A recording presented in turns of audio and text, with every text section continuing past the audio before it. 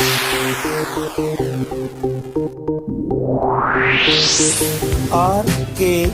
स्वागत है दोस्तों आपका एक बार फिर से हमारे YouTube चैनल RKB कैंफी वीडियोस में।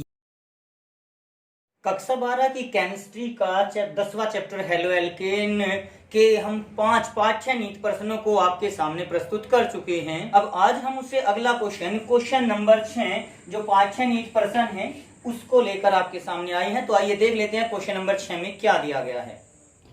क्वेश्चन नंबर 6 में दिया है कि निम्नलिखित यौगिकों को क्वथनांकों के बढ़ते हुए क्रम में व्यवस्थित कीजिए। 2 पार्ट इसमें दिए गए हैं। पहले पार्ट में दिया है ब्रोमोमेथेन, ब्रोमोफॉर्म, क्लोरोमेथेन, डाइब्रोमोमेथेन, और सेकंड पार्ट में है 1 क्लोरोप्रोपेन, आइसोप्रोपिल क्लोराइड और 1 क्लोरोब्यूटेन। तो आइए देखते हैं इस क्वेश्चन को किस प्रकार से समझ सकते हैं। इस क्वेश्चन में आपको 2 खंड दिए गए हैं। पहले क्वेश्चन में ये 4 कंपाउंड आपको दिए गए हैं। इन 4 यौगिकों के बारे में फिर पूछा है कि इनको बॉइलिंग पॉइंट के इनके क्वथनांक के बढ़ते हुए क्रम में लिखना है, इनको बताना है। तो जैसे मैंने आपको थ्योरी में पढ़ाया था, आपको बताया गया था कि किसी भी पदार्थ का जो बॉइलिंग पॉइंट है, क्वथनांक होता है, वो डिपेंड करता है उनके बीच लगने वाले आकर्षण बल पर। क्वथनांक अणुओं के बीच लगने वाले अंतराणुक आकर्षण बल पर निर्भर करता है, जिसको वांडरवाल्स बल भी कह देते हैं। अब जो ये आकर्षण बल है, आप न्यूटन के नियम के अनुसार पहुंच सकते हो। जो अणुओं के, पदार्थों के, वस्तुओं के बीच लगने वाला बल है वो उनके द्रव्यमान पर, भार पर निर्भर करता है। यानी सीधे रूप में हम कह सकते हैं कि जो बॉइलिंग पॉइंट है वो पदार्थों के अणुभार पर निर्भर करेगा। अब इन पदार्थों का अणुभार ज्ञात कर लेंगे सबसे पहले। अब पदार्थों का अणुभार ज्ञात करने के लिए हमें उनका सूत्र पता होना चाहिए। तो आइए सबसे पहले हम इन चारों कंपाउंड के सूत्र लिख लेते हैं। जैसे सबसे पहले है ब्रोमोएथेन, सॉरी ये ब्रोमोमेथेन है, तो ब्रोमोमेथेन का फॉर्मूला लिख लेते हैं। मेथेन का फॉर्मूला होता है CH4, लेकिन उसमें एक हाइड्रोजन हटाकर वहां पर लगा दिया गया ब्रोमीन, तो ब्रोमोमेथेन का फॉर्मूला हो गया CH3Br। अब ब्रोमोफॉर्म, थ्योरी में आपको हेलोफॉर्म बताया गया है, हेलोफॉर्म CHX3 होता है, तो ब्रोमीन अगर उसकी जगह जोड़ दिया जाएगा तो CHBr3 का फॉर्मूला ब्रोमोफॉर्म का हो जाएगा। इसी प्रकार से क्लोरोमेथेन का फॉर्मूला अगर हम देखें तो CH3Cl क्लोरोमेथेन का फॉर्मूला हो जाता है, और डाइब्रोमोमेथेन हो जाएगा CH2Br2। अब यहाँ एक बात देखिए, हर किसी में एक एक कार्बन है। कार्बन का परमाणु भार होता है 12। उसके बाद हाइड्रोजन है, हाइड्रोजन का परमाणु भार होता है 1। उसके बाद इसमें क्लोरीन है, क्लोरीन होता है 35.5, और ब्रोमीन दिया है जिसका परमाणु भार होता है 80। अब इनके अनुसार इनके परमाणु भार लेकर अणुभार निकाल सकते हैं इन यौगिकों के। अब यहाँ पर वैसे अणुभार जब निकालेंगे तो आप उनको बढ़ते क्रम में रख देना, उनका अणुभार बढ़ते क्रम में होगा तो बॉइलिंग पॉइंट भी बढ़ते क्रम में अपने आप आ जाएगा। लेकिन एक सामान्य सा तरीका मैं आपको और बता रहा हूँ। वो तरीका क्या है कि कार्बन सभी में 1 है, हाइड्रोजन का परमाणु भार होता है 1, तो उसको छोड़ दीजिए, उसको बाद में देख लेंगे। लेकिन अब ब्रोमीन और क्लोरीन के बारे में देख लीजिए। यहाँ 1 क्लोरीन है, 1 ब्रोमीन है। इन दोनों यौगिकों में 1 क्लोरीन 1 ब्रोमीन और 1 कार्बन 3 हाइड्रोजन है। तो कार्बन और हाइड्रोजन का भार तो समान, लेकिन ब्रोमीन और क्लोरीन में किसका परमाणु भार ज्यादा है? ब्रोमीन का। तो हम कह सकते हैं कि जो ब्रोमीन वाला यौगिक है उसका क्वथनांक ज्यादा होगा। यानी हम कह सकते हैं CH3Cl का क्वथनांक कम होता है CH3Br की तुलना में। अब उसके पश्चात यहाँ क्लोरीन का केवल एक ही कंपाउंड है, उसको लिख दिया। अब ब्रोमीन वालों को देख लीजिए, यहाँ 1 ब्रोमीन है, यहाँ 3 ब्रोमीन है, यहाँ 2 ब्रोमीन है। तो ब्रोमीन की संख्या बढ़ते हुए 80, 160, 240, यानी परमाणु भार इतना ज्यादा बढ़ जाता है कि अणुभार का मान भी बढ़ जाएगा। तो उस आधार पर अब हम यहाँ पर ले सकते हैं 2 ब्रोमीन वाला कंपाउंड और फिर ले सकते हैं 3 ब्रोमीन वाला कंपाउंड। यानी यहाँ पर CH2Br2 और यहाँ पर आ जाएगा CHBr3। तो इस क्रम में भी आप इन यौगिकों को लिख सकते हैं। जब अंतिम उत्तर आप लोग लिखते हो तो आप इन्हें सूत्र के रूप में लिख सकते हैं, या फिर आप इनका क्रम भी वहां पर प्रदर्शित कर सकते हैं। तो आपका आंसर दोनों तरीके से सही हो जाएगा। अब इसके सेकंड पॉइंट में भी कुछ इसी प्रकार से दिया गया है। इस क्वेश्चन के सेकंड पार्ट में आपको ये 3 कंपाउंड दिए गए हैं और कहा है कि इनको भी क्वथनांक के बढ़ते हुए क्रम में रखना है। तो जैसा अभी हमने फर्स्ट पार्ट में किया है, पहले इनके भी फॉर्मूले लिख लेते हैं। 1 क्लोरोप्रोपेन, प्रोपेन मतलब 3 कार्बन है, 3 कार्बन पर आ जाएगा CH3 CH2 CH2 Cl, ये तो हो गया 1 क्लोरोप्रोपेन।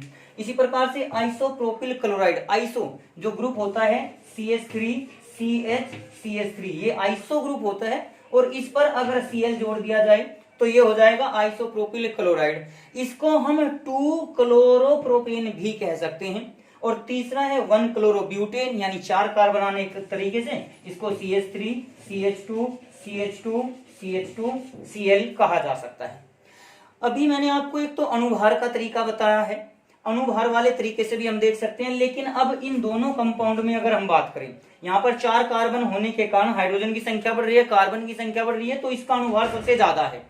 तो इसके अणुभार के आधार पर हम कह सकते हैं कि इस 1 क्लोरोब्यूटेन का क्वथनांक सबसे ज्यादा होगा। तो अब इन दोनों में, जिसमें 3 कार्बन 1 क्लोरीन, 3 कार्बन 1 क्लोरीन, दोनों में 7 हाइड्रोजन है, दोनों में 7 हाइड्रोजन है, चेक कर सकते हैं आप लोग। तो दोनों का फॉर्मूला C3H7Cl है। अणुभार अणुसूत्र समान है तो अणुभार भी इनका समान होगा। तो इनमें कैसे पता लगाया जाए कि किसका क्वथनांक ज्यादा होगा? अब आपको थ्योरी की हेल्प लेनी पड़ेगी।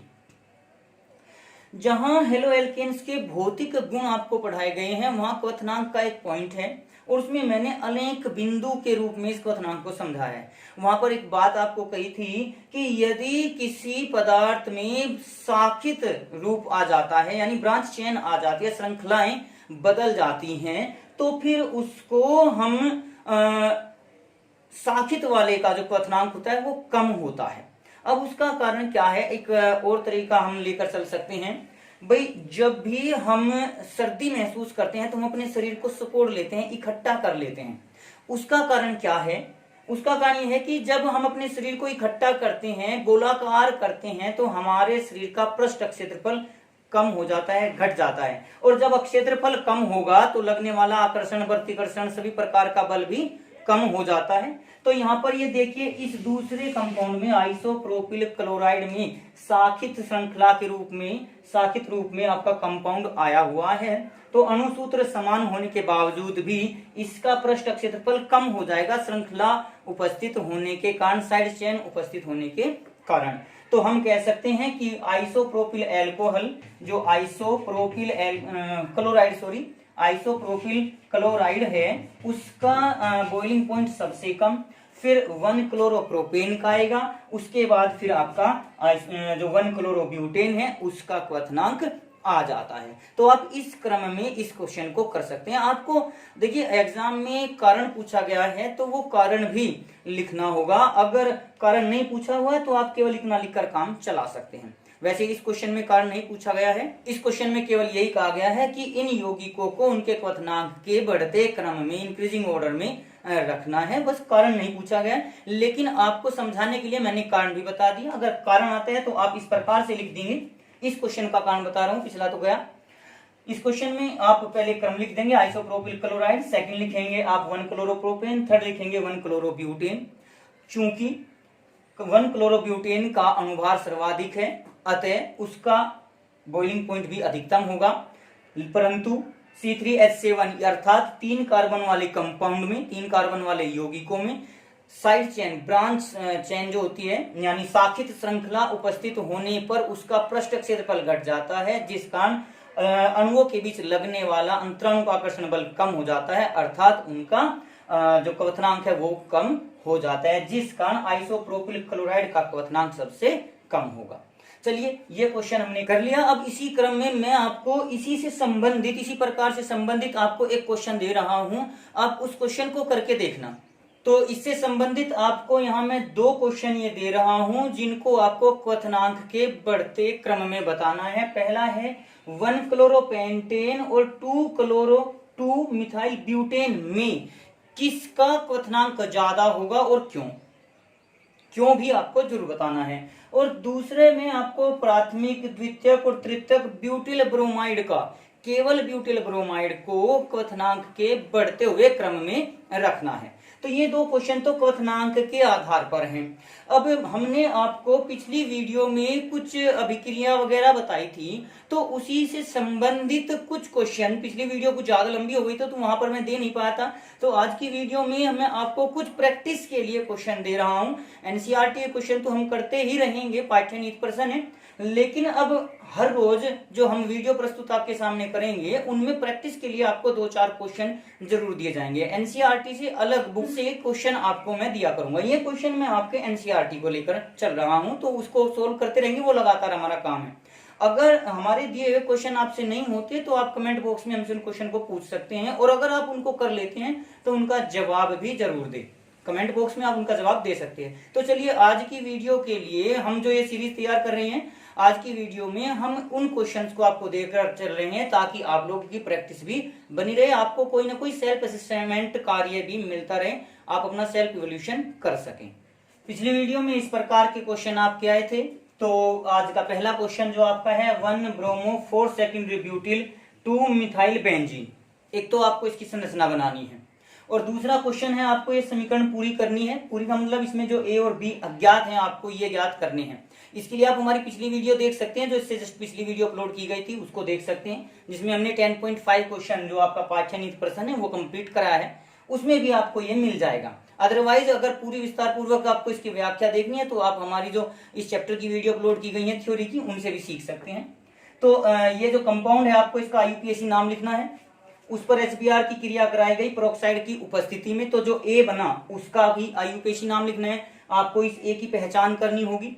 उसके पश्चात ए जो बना उस कंपाउंड के साथ NaI की क्रिया कराई गई एसीटोन की उपस्थिति में, ड्राई एसीटोन होता है जनरली। इसके बाद जो आपका बी बना, कौन सा कंपाउंड बनेगा, उसका आईयूपीएसी नाम क्या होगा, आपको ये सब कुछ लिखना होगा। इस प्रकार से आप इस क्वेश्चन को इन प्रैक्टिस को आप लोग करके देखेंगे। अगर ये आपसे हो जाते हैं तो बहुत अच्छी बात है। आप इसका मतलब है कि आप सीख रहे हैं, आपसे आता है। और अगर आप इन क्वेश्चन को नहीं कर पाते तो इन्हें सीखने की कोशिश जरूर करें, वो चाहे आप हमसे पूछें या किसी अपने साथी से, किसी अपने अन्य अध्यापक से। जब तक आप सीख न जाएं तब तक आप लगे रहिए, बस केवल इतना होना चाहिए कि आपसे आना चाहिए। अगले क्वेश्चंस में, अगली जो वीडियो आएगी उनमें हम आपको हर वीडियो के लास्ट में इसी प्रकार से एक एक दो क्वेश्चन अब इस चैप्टर से संबंधित आपको दिया करेंगे, ताकि आप थ्योरी सीखे भी और स्वयं भी करके देख लें, ताकि आपकी प्रैक्टिस बनी रही। ठीक है, तो अगली वीडियो के लिए आप हमारे चैनल पर बने रहिए। चैनल को सब्सक्राइब करके आप नोटिफिकेशन का बटन जरूर दबा दें, ताकि आपको वीडियो अपलोड होते ही उसकी सूचना प्राप्त हो जाए। तो आज की वीडियो के लिए आपका धन्यवाद। आज की वीडियो में बस इतना ही। अगली वीडियो प्राप्त करने के लिए हमारे चैनल को सब्सक्राइब करें, वीडियो को लाइक करें, और अगर वीडियो अच्छी लगे तो कमेंट्स करें और दोस्तों को भी शेयर करें।